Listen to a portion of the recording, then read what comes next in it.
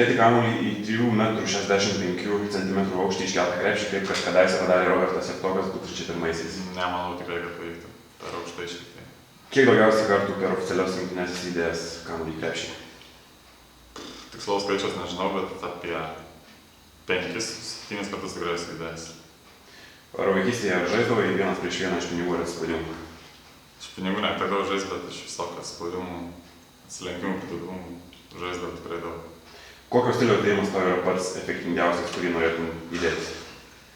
Įdėti kokį norėčiau? Tai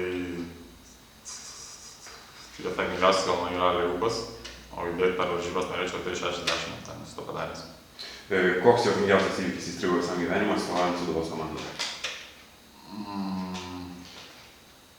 Nežinau, gal toks nėra, kad visam gyvenimui įstrigti tokio įvykių. Ar esi kada nors gavęs techninę pražangą? Jo, jau šiemet per vieną savaitgalį gavau 2 techninės pražangas. Kaip ir, dažnai pasitaiko to. Ar galvą pasiekti lanką? Pasiekčiau. Kaip jaučiasi Paulius Kleiza, kuomet per treniruotės tu įdedi per jį? Nežinau, gal taip nebuvo, bet įdėčiau per jį. Kokius tiklus esi užsibrėžęs krepšininko karjerai? Tikslai krepšininko karjerai. Pasiekti kuo daugiau, žaisti aukštesniam lygiai. Nežinau, konkrečių tikslų kaip ir neturėtų. Įsimintiniausias tavo rungtynės Sūduvoje? Turbūt labiausiai įstrigę, tai negeruoju tuo, bet Trakam pralaimėjimas 1 tašku pernai metų ketvirtfinalį. Kokia LKL komanda tau patinka labiausiai? Žalgiris. Ir ar kaip manai, esi pasiruošęs rungtyniauti toje lygoje? Būtų smagu save išmėginti, bet manau dar turiu daug ką įrodyti ten kelią. Kodėl pasirinkai 7 numerį? Net nežinau, gal koks laimingas skaičius mano. Kol pernai negavau šitas numeris, šiandien pavyko gauti. Kodėl vaikystėje buvai metęs krepšinį ir lankei šaškes? Nežinau, taip gavos, kad nelabai traukė krepšinis tuo metu. Kažkodėl labiau traukė šaškės. Nežinau, kad perspektyvesnis buvo tenais.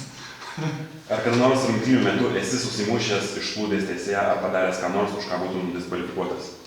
Esu susimušęs, taip rimtai nesu susistumdęs, už ką buvo diskvalifikuotas, man atrodo. Kaip ir tik kartą esu, man atrodo, diskvalifikuotas. Išplūdęs teisėjas esu, bet diskvalifikuotas nesu.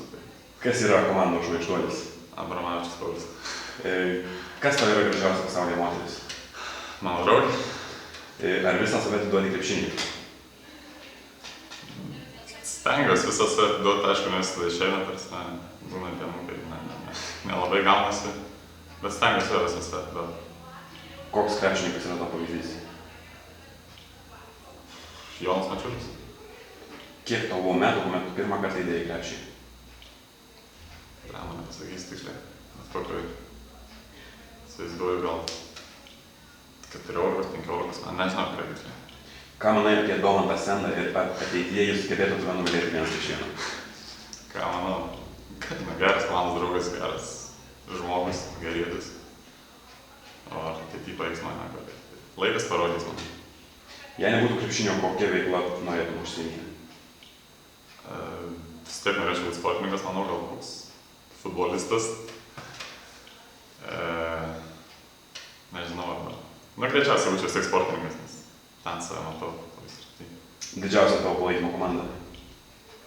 Tai mano šeima, aišku, ir draugai, manau. Tavo batų dydis? 47,5. Vilniaus Lietuvos Rytas ar Kauno Žalgiris ir kurioje komandoje pats norėtum žaisti? Šitie komandai tai Kauno Žalgirį, bet tikrai nesityčiau žaisti nei vienoje. Su kuriuo komandos draugu galėtume eiti grybauti? Grybaus? Domantas Sendas, jis būsimas ekologas. Kas yra tavo geriausias komandos draugas? Tai vienas sunku išskirti, bet tas kliučininkas jie greitai išskirti. Ir pabaigai linksmas klausimas. Brolis teiraujasi, ar Passatas vis dar leidžia antifrizą? Jo, leidžia, kai man atrodo leis, kol nesutvarkys brolis. Tai